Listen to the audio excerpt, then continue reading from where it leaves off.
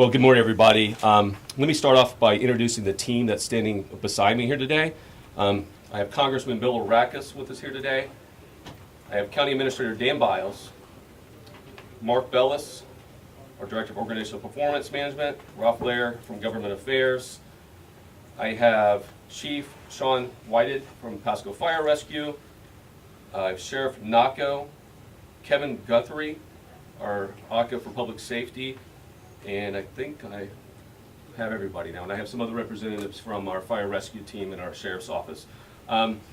Ladies and gentlemen, I want to start off by saying our EOC team, our sheriff's office, and Pasco County Fire Rescue are working around the clock to make sure our citizens in Pasco County are safe and secure. I also want to thank the employees from Pasco County in the sheriff's office and fire rescue for all that they're doing to make sure our citizens in Pasco County are safe and secure. It's important right now that all of our citizens follow the directions that you will hear today. You can also go to PascoCountyFlorida.net for updates on Hurricane Irma and for the latest actions Pasco County is taking. You can also watch for weather updates, weather alerts, local media outlets, or like I said, the county website. We also have social media sites that will constantly stay updated too. And we have a great team in place, an excellent team in place. And the number one goal is to make sure that the citizens of Pasco County stay safe, secure, and come out of this in a good way. We know this is a scary time for lots of people, but again, I want to just reiterate that we're doing everything we can to make sure that each one of our citizens remain safe during this time. Again, we want to thank all our citizens that are out there helping each other. I witnessed it yesterday myself. There's a number of citizens that are working together, helping each other, whether it be in the sandbag lots or helping people cut down trees or putting away their things in their yards. Come together, work with each other. One more thing I want to mention too, we talk about shortages on fuel and water. I will ask you to please, if you have enough water, don't hoard water. Our citizens, there's some citizens that still don't have water and they need it, so please just take what you need. And if you don't need to fuel up your vehicles and you don't plan on leaving, please save that fuel for people that are planning on leaving. So with that, what I'd like to do now is bring up Congressman Bill Orakis. Thank you, Mike. This is a great community. They stick together and help each other. So we're very fortunate to live in this community. I will tell you that I am responsible for bringing the resources down. And we will pass a bill today in the House that will include Irma as far as the resources are concerned. Roughly $15 billion, but we'll take care of part of it as well. So in any case, we want to make sure that those funds come to Pasco County, of course, the entire Tampa Bay area, and I'll be responsible for that. But again, this is a wonderful community. They're doing an outstanding job here. I just went through a briefing at the Emergency Operations Center, and please stay safe, folks. Follow the directions. This is a big storm, and we're all in it together, and we'll prevail, but we've got to follow directions. So thank you very much, and God bless everyone. Yeah, we've got our great Sheriff, Chris Nako. Go ahead. Oh, you gotta go? Okay. Go ahead, Sheriff. All right. Everything, just like this press conference, everything's on the fly right now with the storm. But the message out there for all residents, everybody in the community, I wish we had a cute and cuddly statement. I wish, make everybody feel good, but this is the time you have to be alert. In an era where everybody gets a trophy, there are no trophies right now, but you better have a plan.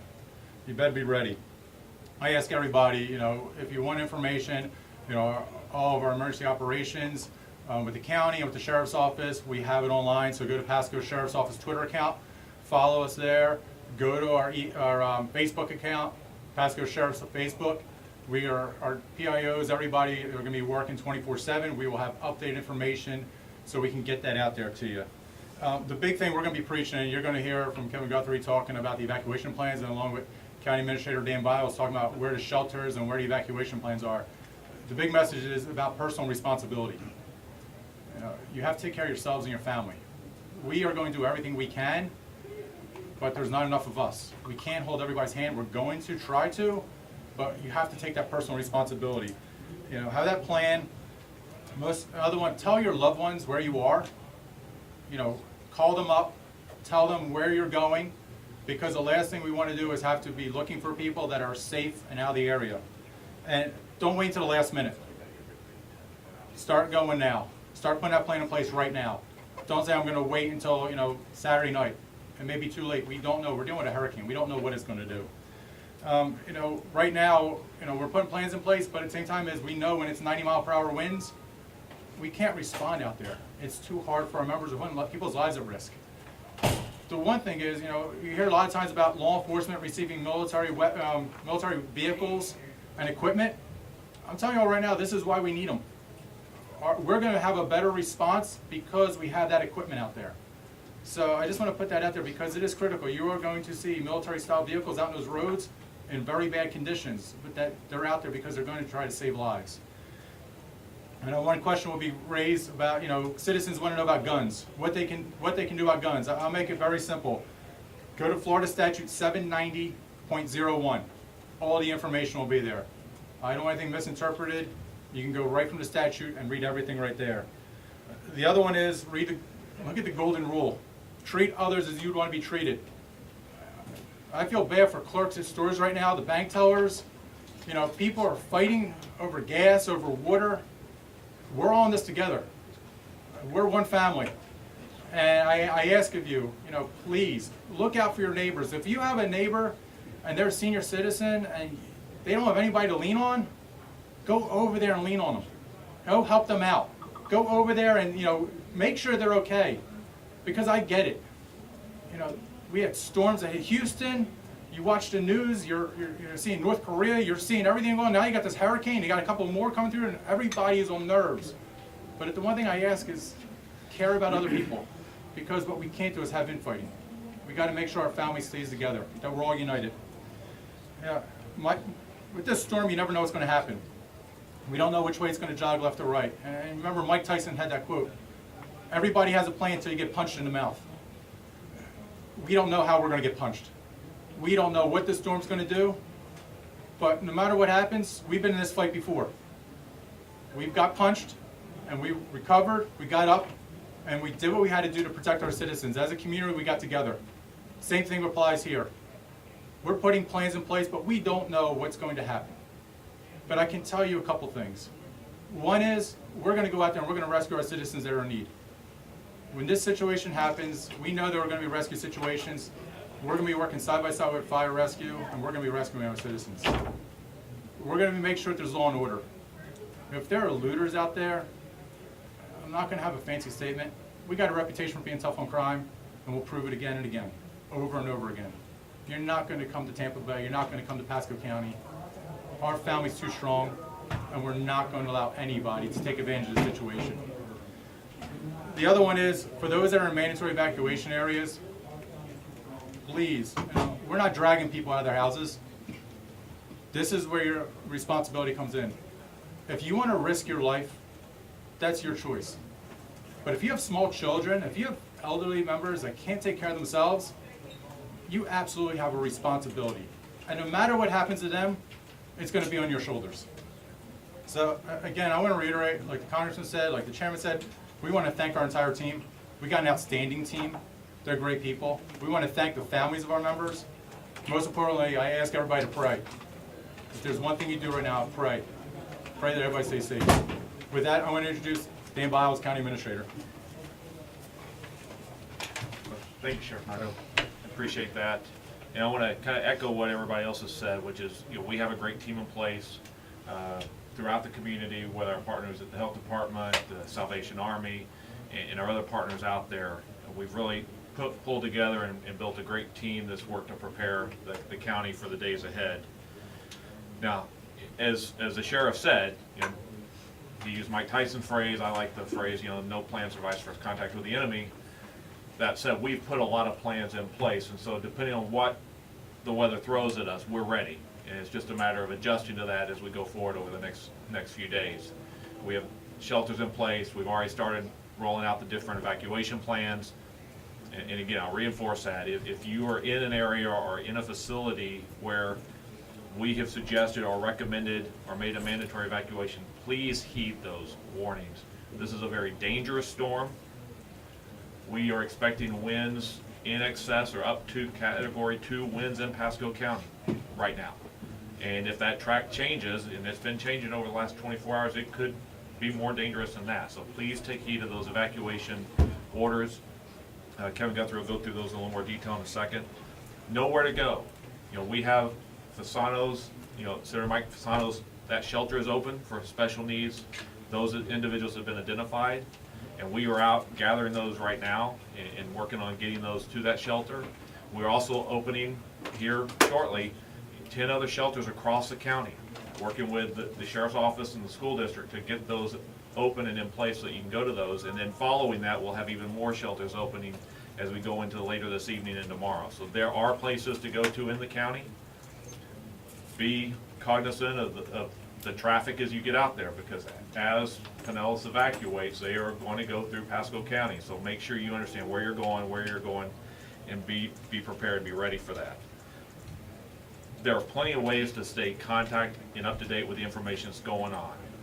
We are working hand in hand with our partners at the Sheriff's Office to put out information both on their side and the county's website and the county's different Twitter feeds and Facebook feeds. We've linked them all of ours together so you can get them regardless of which feed you follow. But we're working hand in hand to make sure that we all get the same message out, we get the same information out across the entire county.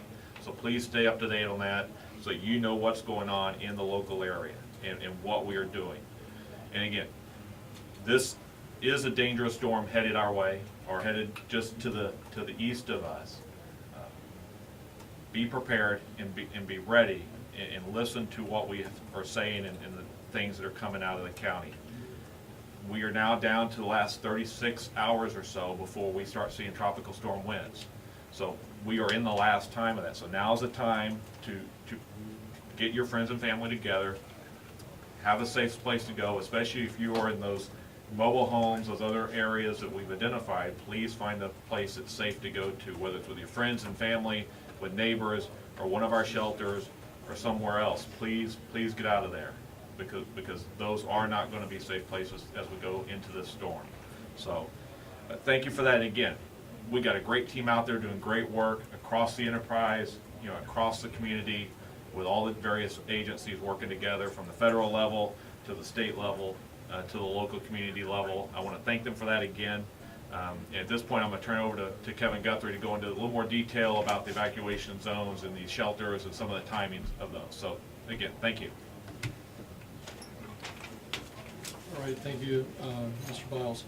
My name is Kevin Guthrie. I'm the Assistant County Administrator of Public Safety, and during these times, I also act as the Emergency Management Director for the county. One of the first things I want to read to you is a statement from Linda Cobb, the Public Information Officer for Pasco County Schools, regarding Superintendent Kurt Browning. He was wanting to be with us this morning, but she wanted me to read the following. The superintendent is concerned about some of the extremely impoverished students and their families in the Lacucci area. So he is working diligently with his staff to start an evacuation of those students in that area to a nearby shelter. So he's working with them, and he could not be here with us today.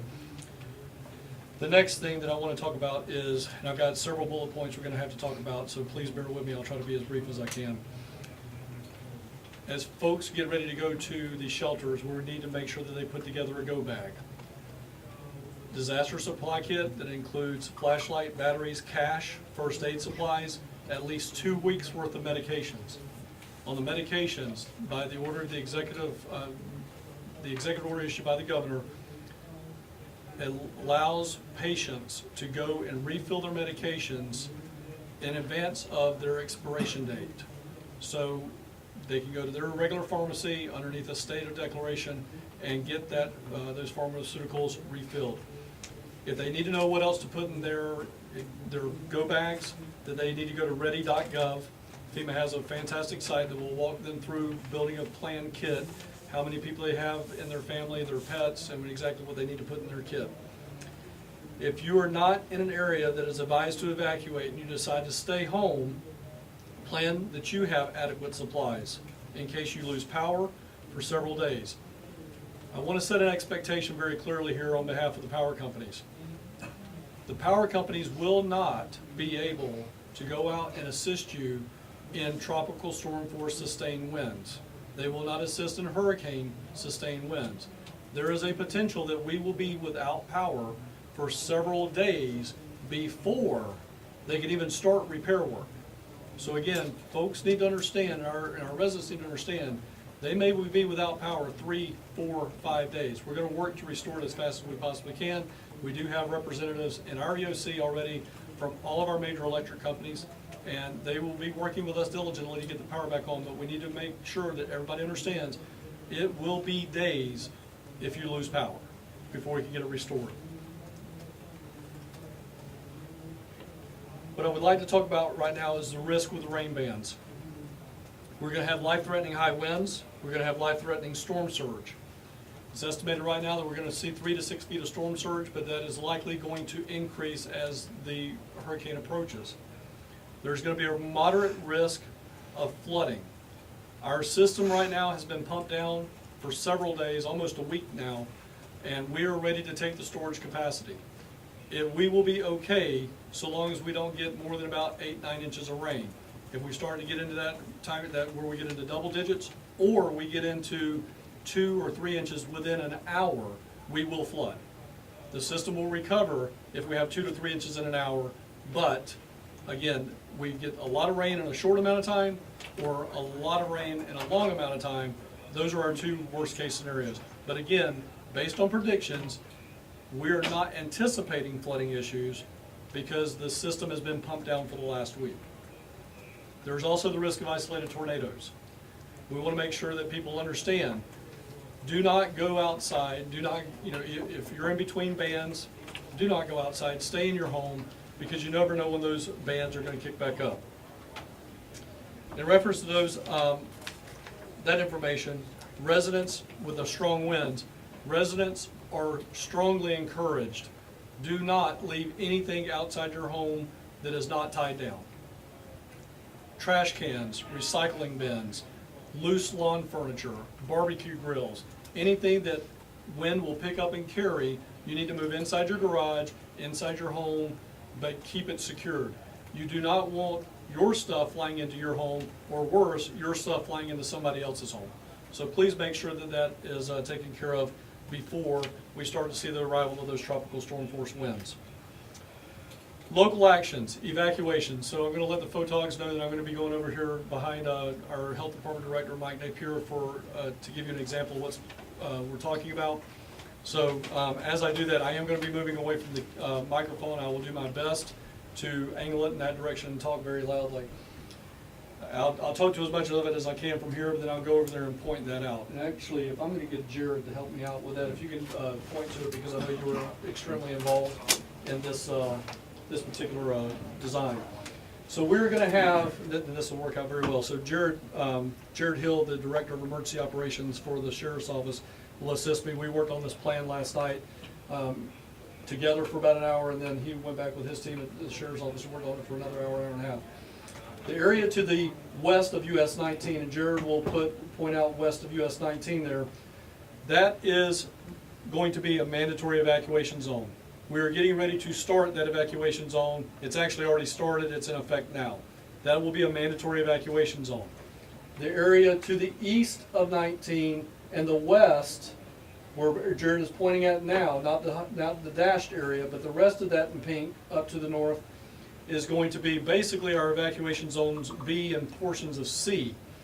That area is also underneath a mandatory evacuation zone. However, we're going to ask residents not to start evacuating from that area until 12 o'clock today. Again, the coastline, in effect now, get on the road. The next phase, that area east of 19, west of Little Road and west of the dashed area, will be at 12 o'clock today. The remaining area is under a voluntary evacuation order. That is areas that we believe with the between 6 and 10 foot of storm surge that we're going to receive potentially, that is an area that is a low-lying area, and it will, in essence, the salt water and the rain will bathtub there That will be rising water, so we were asking people to stay away from that area, voluntarily evacuate, but it's not going to be a mandatory evacuation at this point in time. We will open up an additional 4 shelters to help out with that voluntary evacuation of that dashed area section somewhere around 4 o'clock this afternoon. With that being said, again, mandatory evacuation versus voluntary evacuation. You already heard the sheriff come up and talk about we're not going to forcibly remove anybody from their homes, but we're asking people to have common sense. If we've asked you to leave and it is a mandatory evacuation, we're asking you to leave. We are asking you to get out of harm's way. Shelters should be your last option. If you have the opportunity to go stay with a friend or a family member, then you need to go stay with a friend or a family member that is not in one of these areas. You're going to be much more comfortable there.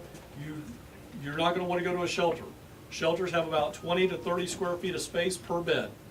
So that is it. And I say per bed, per sleeping bag or bedding that you bring with you, because there is not cots at a shelter. So please, keep in mind, if you're being asked to evacuate, we want you to evacuate. Shelters. So I'm going to reach out. I'm going to use you guys to help me out. We have a scenario that exists where we believe people will be complacent and wait to the last minute because it's just the way that human nature is. We want you to evacuate, we want you to evacuate early, but there is a situation where we believe we're going to have a lot of people on the roads when we have the arrival of tropical storm force and hurricane force winds. So we are reaching out to our faith-based organizations, our charter schools, any commercial properties that have wide open spaces. We're asking you to volunteer and contact us. Send us an email at the following email address: oem@pascocountyfl.net. If you're willing to open your business or faith-based organization, house of worship, to evacuees that are stuck on the roadways at the last minute and need shelter to get out of the way of the storm, we are asking you to contact us and let us know that you will be willing to do that. We would also ask, or I want to set the expectation, we will send a building inspector just to ensure the structural integrity of the building before we put you on the ready and available list. Please reach out to us today to let us know if you're willing to do that. As Chairman Moore mentioned, that we're neighbors helping neighbors, and it's been very much that way. This is another way that we are asking our neighbors to help our neighbors. Volunteers. We've received a lot of questions and calls about volunteers. Right now, we're asking, I have Major Winters here from the Salvation Army, if we should get to any questions about that. We're asking only for volunteer donations to be in the form of water or non-perishable canned goods that can be dropped off at the Salvation Army on Ridge Road. They're ready to and prepared to receive that. But again, donated items such as water, such as non-perishable items can go to the Salvation Army location on Ridge Road. I'll add to that, we did not talk about it, but I just remembered it. If you have tarps, you want to buy tarps for us, we're going to have a lot of people with roof damage after this.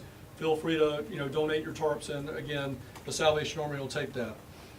If you want to volunteer with us, we are looking for volunteers. Again, contact the email account at oem@pascocountyfl.net. You will have to go through a mild background screening to ensure that we can put you in certain tasks that the state and federal government require to be background checked. Again, we'll be working with the Sheriff's Office. They've assisted us with background checks in the past. We are simply just trying to find out if people are cleared to work in certain locations, such as with children or at a shelter and things of that nature. But again, if you do volunteer, you will go through a minor background screening, what we refer to as a level 1 background screening.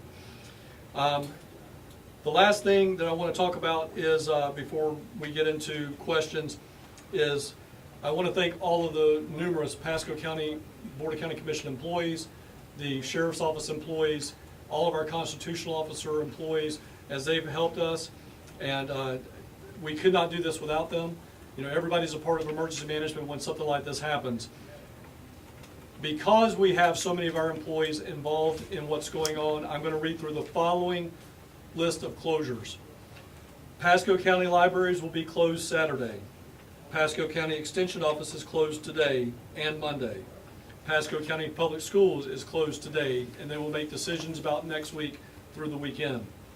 Pasco County Parks and Recreation, Natural Resources Department has closed all county parks, and they have closed camping, will cease today, Friday, September the 8th, 2017, and no reservations are being taken. Sunwest Park is closed. The Pasco County Clerk and Comptroller's Office and all the courts are closed. The Tax Collector's Office remains open. The Supervisor of Elections Office is closed. And PHSC, or Pasco Hernando State College, is currently closed. Animal Services will be closed to the public starting at 11 a.m. today so that they can assist us in the volunteer, or I'm sorry, not the volunteer, but assist us in doing the pet-friendly shelters.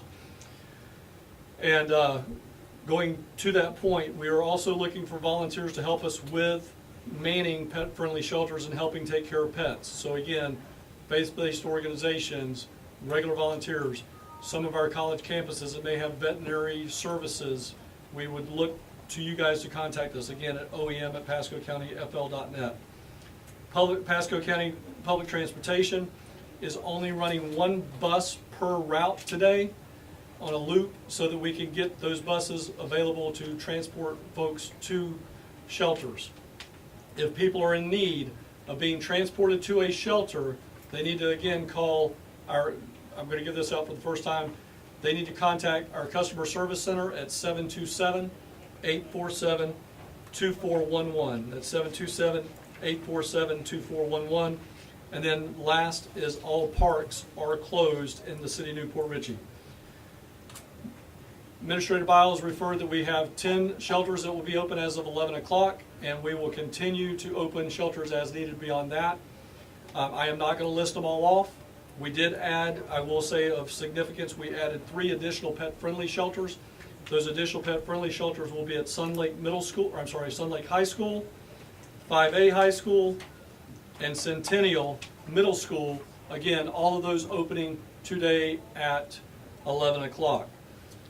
For a full list of all of the Pasco County shelters, I would encourage our residents to go to pascocountyfl.net, and there will be a link to see all of those on that list. With that being said, I'm going to turn this back over to Chairman Moore, and he is going to facilitate questions. Again, I will say again, Major Winters is here for the Salvation Army. If anybody has specific questions about special needs, Chairman, that's going to go to Mike Napier with the Department of Health. Well, thank you, Kevin. And again, you're going to keep hearing this, but I can't reiterate enough. If you're asked to evacuate, evacuate. You must evacuate. You saw the evacuation zones, and also I'm going to mention our mobile home parks and people that live in RVs. You're asked to evacuate. You need to evacuate. Plenty of shelters are going to be open if they're not already open here in Pasco County. Special needs shelters. Everybody's welcome. Pets are welcome. We have plenty of shelters open now for pets too. So again, I'm going to keep reiterating it. You've heard it over and over again. If you're asked to evacuate, don't take the chance. Better be safe than sorry. Just follow those rules and instructions. So with that, we can take questions, and yes, ma'am. Seeing reports about space being set aside at Wiregrass for registered sexual offenders, can you talk about that? I will. Can we take Yeah. that? Yeah. I'll take that. The question was about sex offenders and sheltering them. So let me caveat that with a couple things. First of all, you have to provide shelter for people.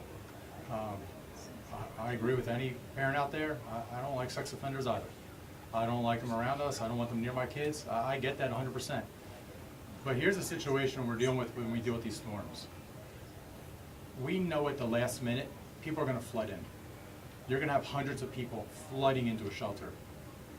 Like you've probably read about or seen in other places. There's county, you just can't accept, you can't sit there and ID everybody while they're waiting outside while the storm is going on. So what we did in Pasco County, we were preventive of this. We know storms happen.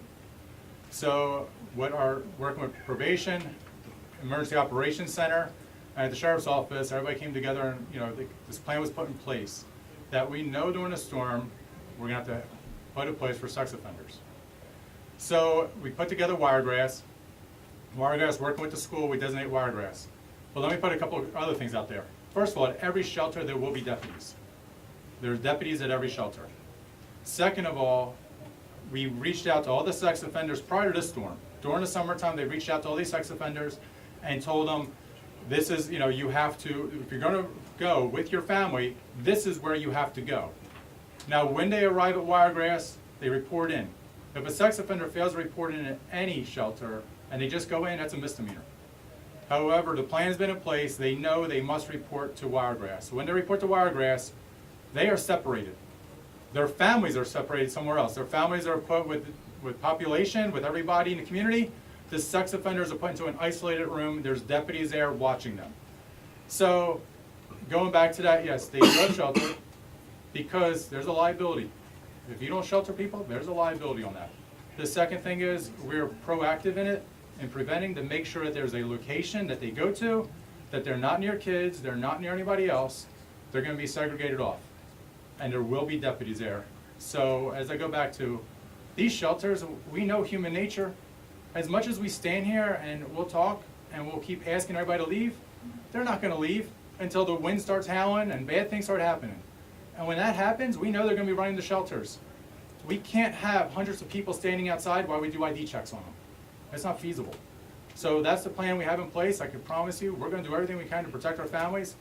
But I, as a parent, just like everybody else, I don't like the idea of sex offenders being in these shelters. But at the same time is, if we had a plan, we have a plan in place, they're gonna be in Wiregrass and they're gonna be segregated from the rest of the population. This might be another question for you, because you guys are doing some ID checks. What about homeless individuals that don't have IDs? And then there are reports coming out of Miami-Dade of them being Baker Acted if they refuse to evacuate in mandatory zones. So what's happening here with that? So, I'll take that one about homeless individuals, and the question was, what are we doing about homeless? There's rumors coming out of Miami about individuals being ID checked and then, you know, Baker Acted and so on and so forth. We have the claim here that we are becoming, Pasco County is becoming Florida's premier county. What we are doing here, folks, we are becoming premier. Because I've been in this business a long time, 27 years now, and I can tell you what the Pasco County Sheriff's Office, working in conjunction with our Human Services Department and working in conjunction with the Emergency Management Division, that is premier. That's leading the way. It's setting best practices across the country.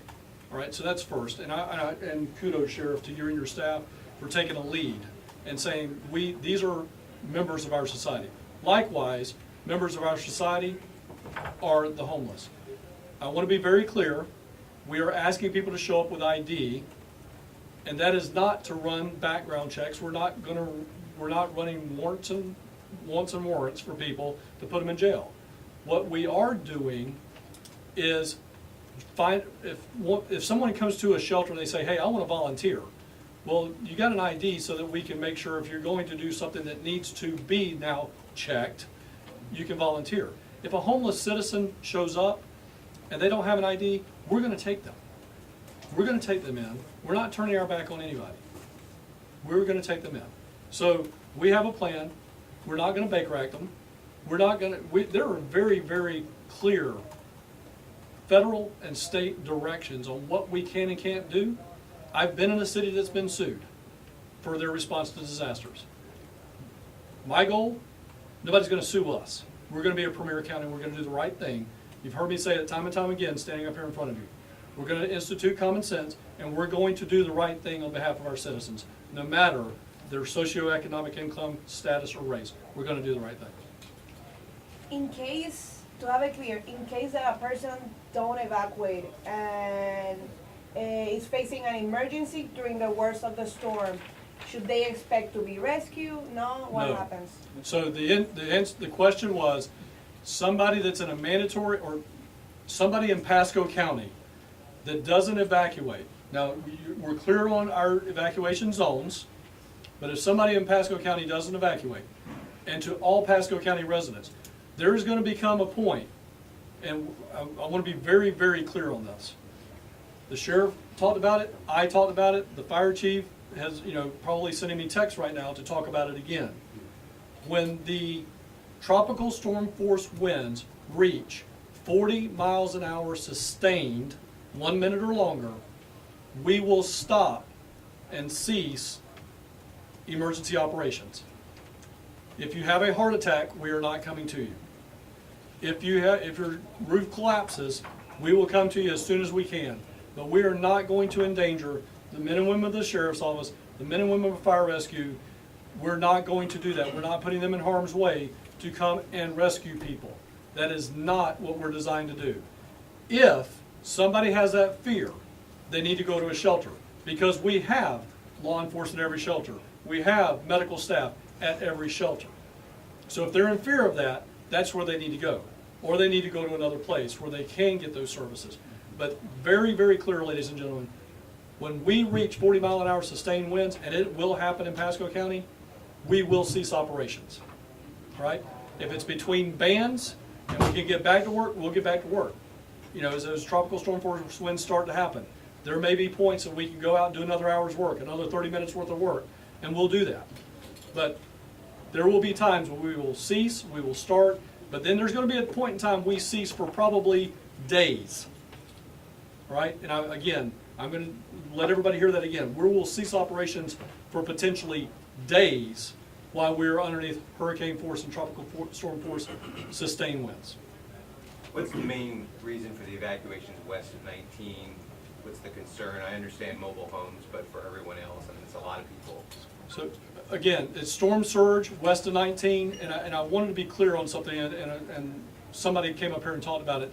In that mandatory evacuation zone of of these two zones, please understand that also includes all manufactured homes countywide.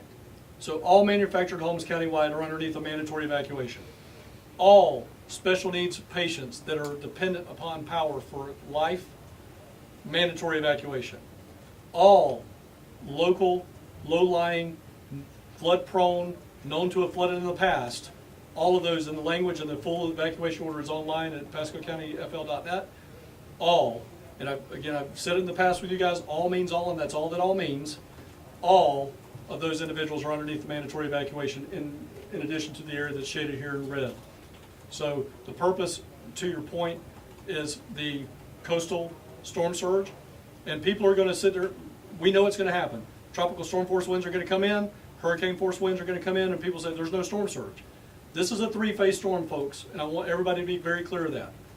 Wind, followed by rain, followed by a whole lot more wind and rain, and then on the back side of this storm, when the storm lifts to the north of us, we will then get the backside storm surge from the counterclockwise as it moves out in the Gulf, grabs water and starts to bring it on shore. That's where the storm surge is going to be.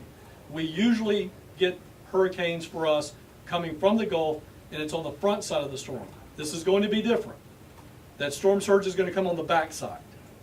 Just when we think, oh, things are getting better, then the coastal community will start to see the water rise. All right? Is there any more questions this time? Because if not, I'm going to bring Paula up. Oh, go ahead, CT, go ahead. Oh, yeah.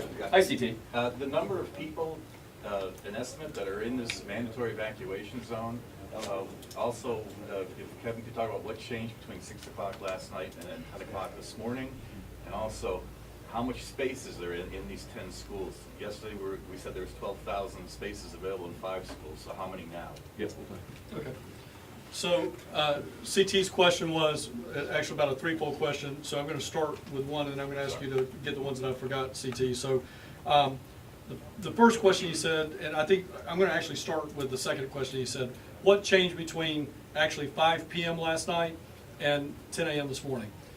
What ended up happening, I think everybody knows what happened, and that is, but for our viewers, last night the 5 o'clock reading, all of the models shifted back to some of the original Euro models.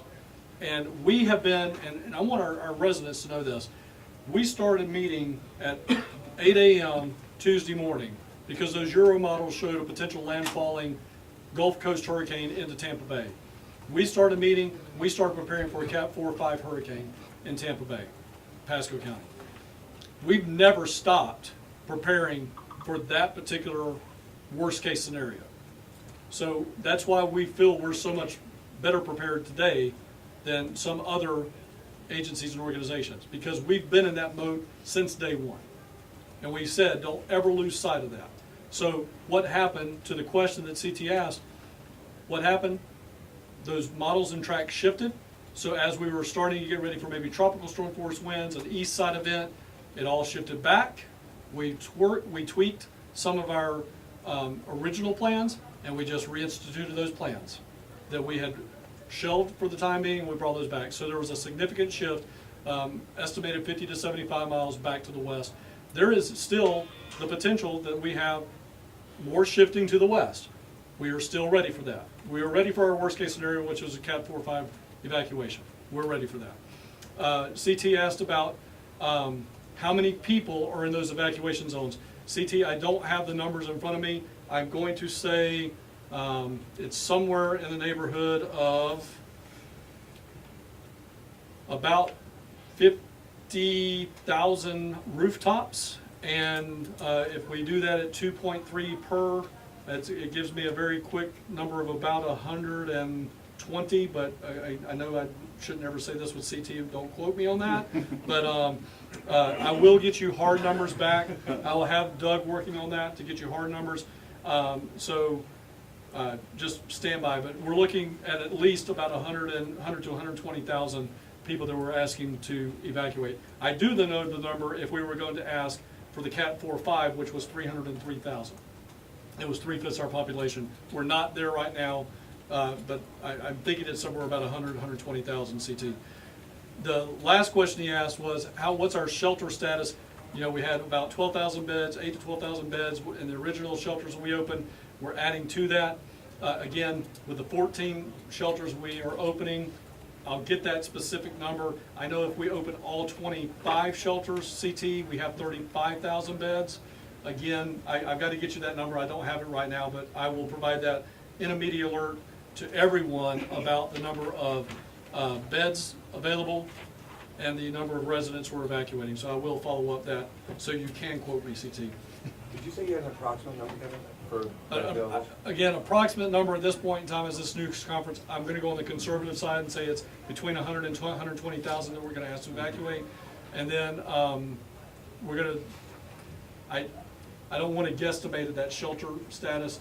I'd rather get hard numbers. I know what it is, what we put out last week, which was, or earlier this week, which was about 12,000. I know that we can shelter 36,000.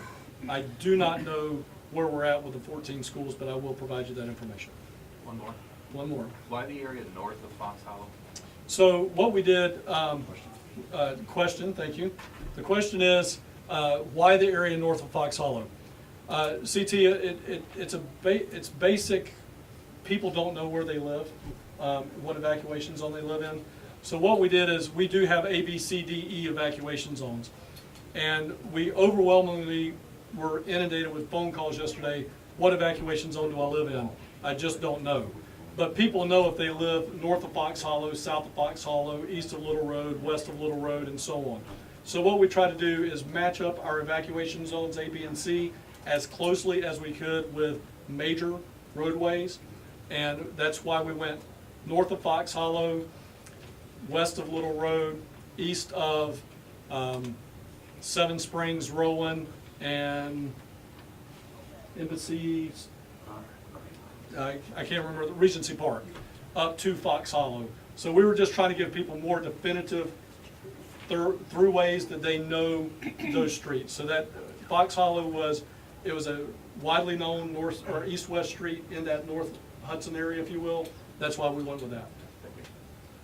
So, are there any more questions? If not, I'm going to. How many 120,000 people you said you're about to evacuate or asked to evacuate? Conservatively speaking, 100 to 120,000. I'll get you a solid number. Great. So I'm going to bring Paula up for our Spanish-speaking citizens in Pasco County. So Paula, if you come up and say a few words. Buenos días, Paula Baracaldo, Pasco County.